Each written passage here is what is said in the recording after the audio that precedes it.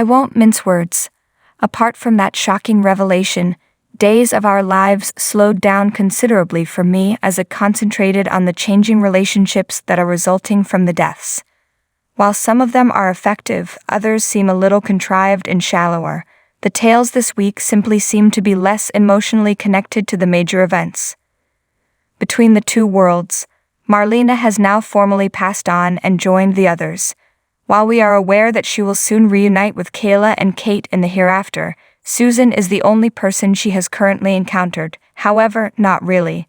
Don't spill that now. To clean all this white is a nightmare. Look, I had a stomach bug at the beginning of the week and was in and out of it.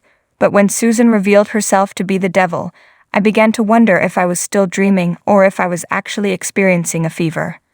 Having said that, what on earth is happening? Although my theology is a little rusty, Satan is not allowed to play around in heaven, does he? If such is the case, Marlena cannot be in paradise. Does days of our lives really mean to imply that she is in hell of all people? That comes across as a slap in the face. After that tease, nothing happens for the remainder of the week. There is no doubt that they are delaying this until February sweeps. Furthermore, if it's delayed the entire they've arisen, thing will be more dramatic, but the extended period already feels unnatural. I can tell that it has already outstayed its welcome. Musical companions. All of this connects to the purpose of these murders, in my opinion, but some aspects of the repercussions are more effective than others. I can see why they are treating Johnny and Allie the way they are.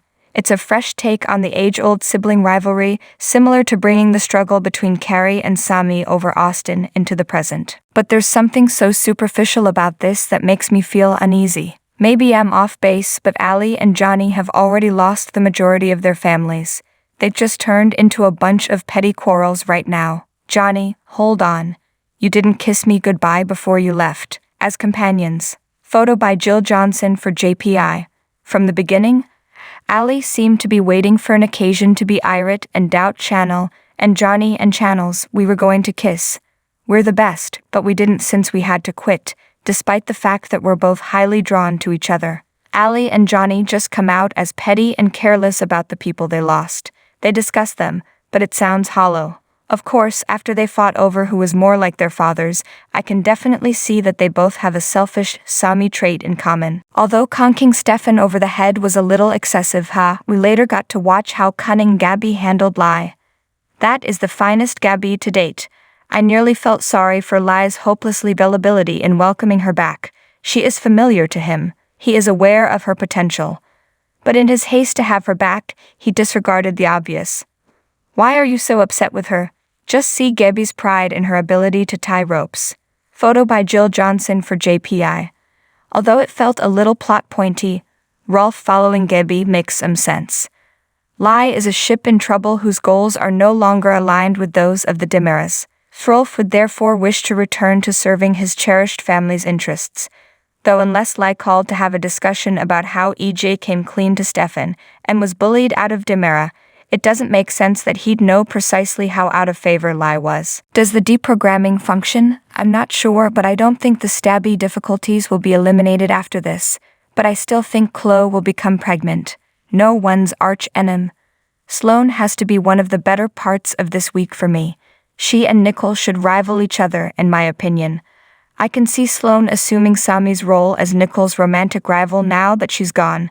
They both have the ability to provoke one another to the point of breaking, and I did like Sloane calling Nicole out for using antiquated insults. Victimizing Sloane is a definite way to pique Eric's interest.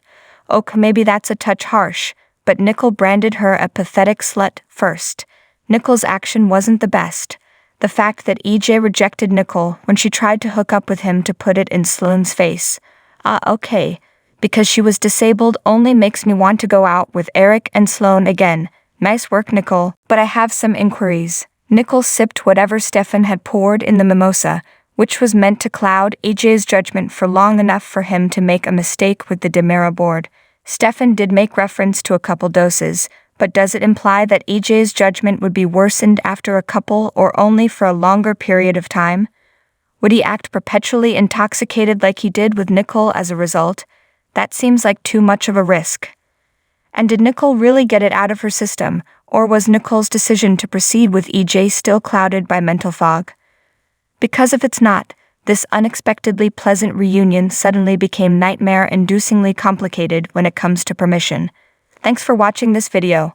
Please subscribe to our channel, Daily Bulletin News, and stay with us.